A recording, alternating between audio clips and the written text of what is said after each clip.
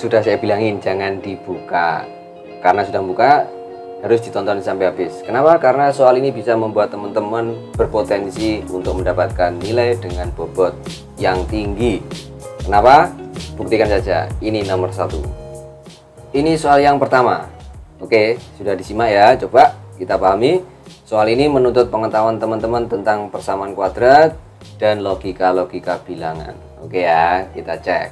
Jarak kedua titik potong parabola Y dengan sumbu X adalah 5 satuan. Maka P, oke, karena di sini bilang titik potong terhadap sumbu X, maka bentuk parabolanya adalah ya, titik potong itu konsekuensinya Y-nya harus sama dengan 0 dengan sumbu X ya. Oke, maka bentuknya jadi X kuadrat min PX plus 24 sama dengan 0. Oke ya, kita simpan ini dulu. Kemudian memotongnya dia harus di 2 titik karena ada kedua titik potong. Nah, syaratnya iya, diskriminannya harus lebih dari 0. Diskriminan itu apa? B kuadrat min 4 dikali A dikali C harus lebih dari 0. Apa itu B kuadrat, A dan C? Iya, kita lihat dari bentuk standarnya persamaan kuadrat. Bahwa AX kuadrat min atau plus BX plus C sama dengan 0. Nah, kita bisa lihat A-nya ini adalah di sini koefisiennya 1, B-nya koefisiennya adalah min P, dan C-nya koefisiennya adalah berapa ini? 24. Oke, kita dapatkan masing-masing. Kemudian kita masukkan ke sini. B kuadrat jadi apa? Min P kuadrat. Min 4 dikali A, 1 dikali C-nya 24. Harus lebih besar 0. Maka min P kuadrat harus lebih besar berapa ini? 96. Kalau dipindah ruas jadi sini. Berarti min P kuadrat harus lebih besar dari 96. Oke, kita dapatkan logika ini untuk mengeliminasi jawaban-jawaban yang ada. Gimana? Kalau min P kuadrat lebih dari 96, misalkan P-nya adalah 6, maka tidak memenuhi. Kenapa? Karena 6 kuadrat hasilnya cuma 36. Ini kita bisa coret. Set. 8 64 dikuadratkan 64 8 dikuadratkan jadi 64, jadi tidak memenuhi juga karena masih kurang dari 96. Yang mungkin adalah 10, 11 dan 12. Oke. Nah, kalau kita sudah punya jawaban-jawaban yang seperti ini, kemungkinan seperti ini, kita pakai logika. Kalau kita memfaktorkan bentuk yang seperti ini, kita akan nulisnya gimana? Iya, X ditambah atau dikurangi titik-titik, ya kan, dikali X ditambah atau dikurangi titik-titik sama dengan 0. Ini cara memfaktorkan kan. Nah, isinya titik-titik ini logika bilangannya kita main. Ya, ini misalkan yang ada dalam kotak, ini yang ada di segitiga. Jika ini dijumlah, itu hasilnya harus sama dengan P, ya kan. Jika ini dikalikan, maka hasilnya harus sama dengan 24. Maka kita punya pilihan, caranya dengan mencari faktor-faktor dari 24. Faktor dari 24 itu berapa? 1 dan 24. Kemudian 2 sama 12. Kemudian 3 sama 4. Kok 3 sama 4? 3 sama 8. Terus kemudian 4 dengan 6. Kemudian mana lagi? Mana lagi? Ayo, mana lagi? Mana lagi? Sudahkah? Ada lagi? Iya, sudah. Beres. Oke ya, kita punya kemungkinan faktor ini. Sekarang kita pikir logikanya. Pikir logikanya itu bagaimana? Dari kemungkinan faktor-faktor pengalinya yang hasilnya sama dengan 24, kita cari di sini. Dia harus punya selisih tadi berapa? 5 satuan. Manakah dari keempat pasangan ini yang punya selisih 5? Kemungkinan selisih 5. Iya, 8 dan 3. Maka 8 dan 3 kalau dijumlahkan hasilnya 11. Maka nilai P ini yang memenuhi adalah plus minus 11. Mantap ya, gampang kan? Oke. Berikutnya kita ke soal yang kedua. Ini dia soal yang kedua. Berkaitan dengan apa? Iya, sudah kelihatan matriks dan suku atau barisan aritmetika. Yang ditanyakan apa? Ini ada matriks A ini dan UN adalah suku ke N barisan aritmetika. Ingat, aritmetika jika U6 ini dan U10 ini maka determinannya berapa? Nah, Untuk mencari determinan, logikanya berpikir harus jalan. Determinannya matrik A itu harus dikalikan ini dikali ini dikurangi ini kali ini. Berarti U1 dikali U4 dikurangi U2 dikali U3. Nah, U-nya ini kita nggak tahu sama sekali. Padahal UN sama dengan A ditambah N-1 dikali B kalau deret atau barisan aritmetika. Maka kita mutlak harus bisa mencari A sama B. Dari mana kita dapat A dan B-nya? Dari data U6 dan U10. Ini nanti akan membentuk sistem persamaan dua variabel. Oke, kita lihat dari U6 kita dapat bahwa A ditambah 6 min 1 berarti berapa? 5B sama dengan berapa? 18. Dari U10 kita dapat A ditambah 10 dikurangi 1 berarti 9B sama dengan 30. Oke, jadi dua persamaan. Kita bisa kurangkan A-nya untuk bisa mendapatkan nilai B. Berarti 5 min 9 min 4B sama dengan ini dikurangi jadi minus 12. Berarti B-nya sama dengan 3. Kalau kita sudah dapat B-nya 3, maka kita bisa dapatin A sama dengan 5 A ditambah 5 dikali B-nya 3 ini kan. Oke, sama dengan 18. Berarti A-nya 18 dikurangi 15. Jawabannya 3, A-nya 3. Kalau sudah ketahuan seperti ini, kita bisa nyari masing-masing. U1 berapa? A ditambah 1 kurangi 1, 0. Berarti kan U1 itu ya A sendiri, berarti 3 dikali U4. U4 itu berarti berapa? A dikali 4 dikurangi 1, 3. Oke, kita tulis ya biar nggak bingung. U4 sama dengan A-nya berapa? 3 ditambah N-nya 4 dikurangi 1, 3 dikali B-nya berapa? 3. Beginikah? Ketemu berapa ini? 9. Berarti 4-nya 9. Dikurangi U2. U2 berarti A3 ditambah 2 dikurangi 1, 1 dikali B. Berarti 3 tambah 3 aja, 6.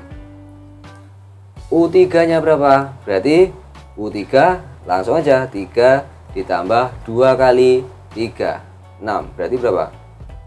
9. Loh kok sama? Berarti kita tadi salah ngitung. Teman-teman tahu enggak kalau tadi salah? Oke. Tahu berarti? Oke, ini 3 dikali 3 9 ditambah 3 harus 12. Oke, berarti kita ganti ini 12. Berarti teman-teman tidak tidur kan? Oke, 12. U3-nya ketemu 9. Udah ketemu ya? Kita kalikan berarti ini berapa? 36 dikurangi 9 kali 6 54. Jadi ketemu berapa? Minus berapa? Iya, 18. Minus 18 ketemu yang B. Bagaimana? Bener kan? Menantang kan soalnya? Oke, kalau bisa ini tentunya akan bisa dapat poin yang tinggi. Kita lanjut ke soal yang ketiga. Ini soal yang ketiga dan lebih menantang lagi. Berkaitan dengan apa? Iya, matrik lagi yang dikombinasikan dengan persamaan garis. Dua garis dalam matrik, persamaan matrik ini ya, dua garis, ada dua garis. Oke ya. Saling tegak lurus jika A dibanding B berapa?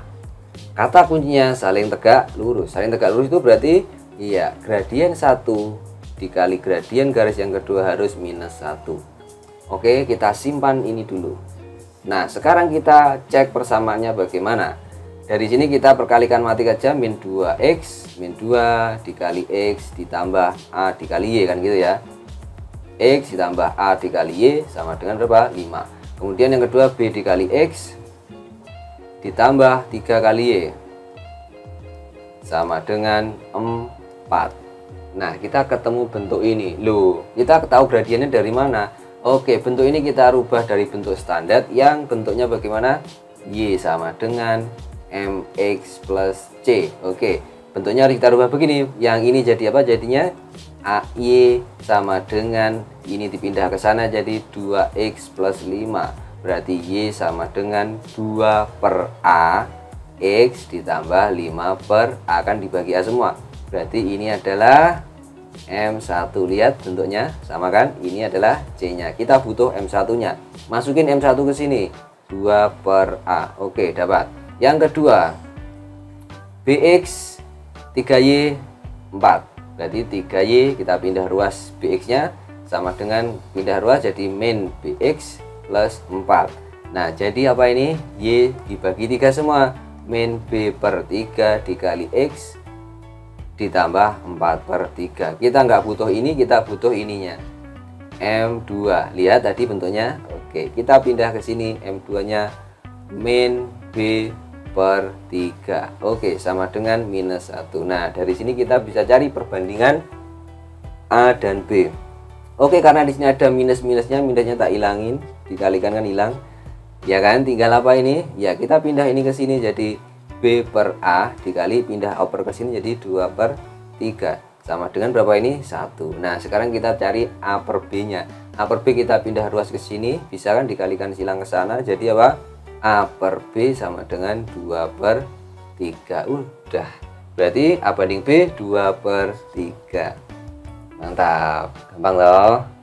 Geser kita ke soal yang keempat. Ini dia soal yang keempat tentang sistem persamaan linear dua variabel. Kita lihat soalnya. Oke, yang ditanyakan adalah X per Y dari sistem persamaan ini. Bentuk persamaannya nggak sama. Nggak sama itu artinya kita lihat variabelnya di bawah, variabelnya di atas. Caranya bagaimana kita modif agar nanti bisa setara. Oke, bentuknya ya kita lihat. Caranya yang pertama, kita bisa samakan penyebutnya dulu biar bisa jadi penjumlahan atau pengurangan. Di sini pengurangan. Oke, kita cek. Bentuknya jadi apa? X, Y disamain penyebutnya berarti yang di sini dikali Y jadi 8Y, yang di sini dikali X berarti min 10X sama dengan berapa? 2. Kalau kita kalikan silang jadi apa? 8Y min 10X sama dengan X-nya pindah ke sini jadi 2X dikali Y. Kita simpan dulu. Yang bentuk kedua ini kita rubah jadi apa? Samain penyebutnya per 20 jadinya kan. Oke.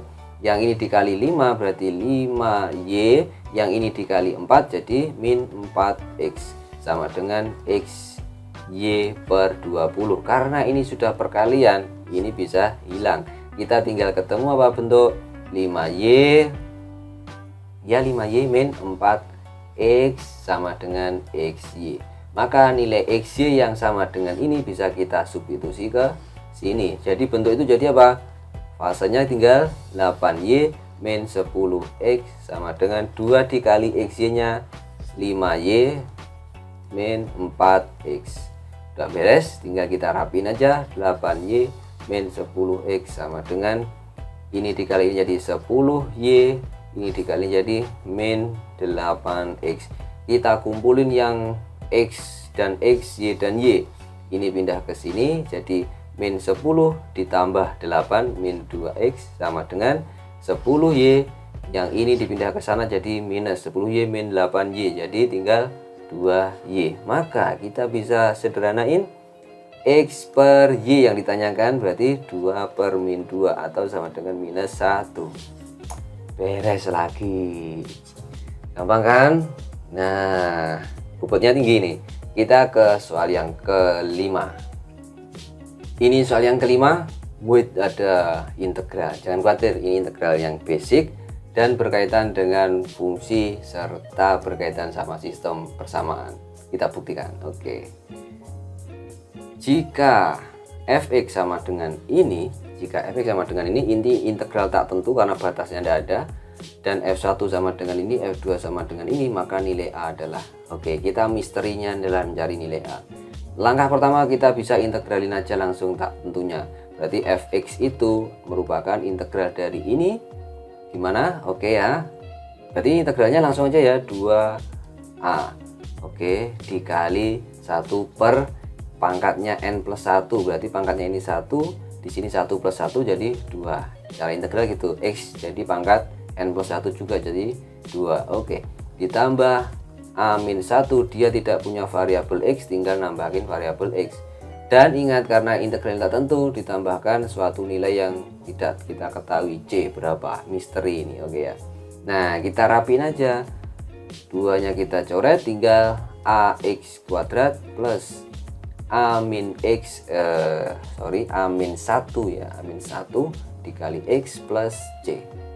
Oke, kita sudah punya fx yang nilainya ini loh. Mencari nilai a nya bagaimana? Kita nggak tahu nilai c nya juga loh. A nya nggak tahu, c nya nggak tahu. Berarti ada dua variabel yang tidak kita ketahui. Caranya nanti pasti akan terbentuk dua sistem persamaan dua variabel.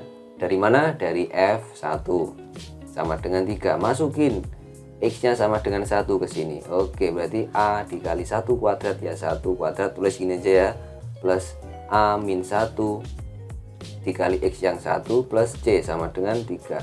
Kita rapin aja, a plus a min 1 plus c sama dengan 3. Kita rapin aja, ini jadi 2a plus c sama dengan, ini tak pindah ruas ke sana jadi plus 4. Oke, kita dapat persamaan yang pertama. Persamaan yang kedua dari f2 sama dengan berapa? 0. Masukin x nya sama dengan 2. A dikali 2 kuadrat ditambah a min 1 dikali 2 ditambah c sama dengan 0. Berarti kita dapatin berapa? 4a plus a. Oke, min berapa? Oh, ini dikali 2 ya, hati-hati ya. Oke, jadi 2a min 1 dikali 2 min 2 plus c sama dengan 0. Rapin, 6a plus c sama dengan minus 2 plus 2 karena ini pindah ruas ya. Bagaimana? Sekarang kita dapat dua persamaan ini. Kita pindah aja yang ini ke sini untuk bisa dieliminasi nilai apanya? C-nya. 6a plus c sama dengan 2. Kita eliminasi c-nya dengan dikurangi. Ini ketemu min 4a. Oke ya. Min 4a bener-bener. Oke, sama dengan 4 dikurangi 2. 2 berarti dapat a sama dengan minus 2/4 setengah. Minus setengah A-nya yang E. Gampang kan? Itu 5 soal yang bisa membuat teman-teman dapat skor bobot tinggi. Semoga sukses UTBK-nya. Sampai ketemu lagi. Wassalamualaikum.